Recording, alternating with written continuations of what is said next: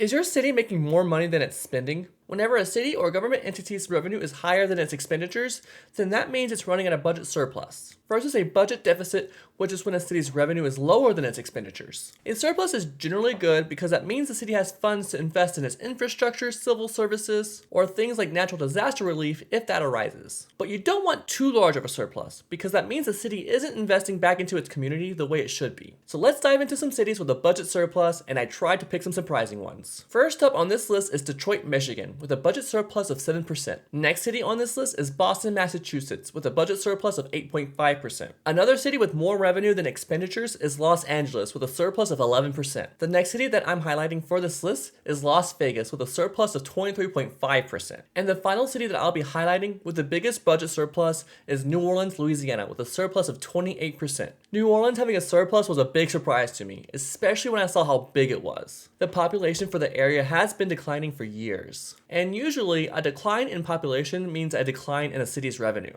All the data used was sourced from URSAS.com, and be sure to follow to learn more things like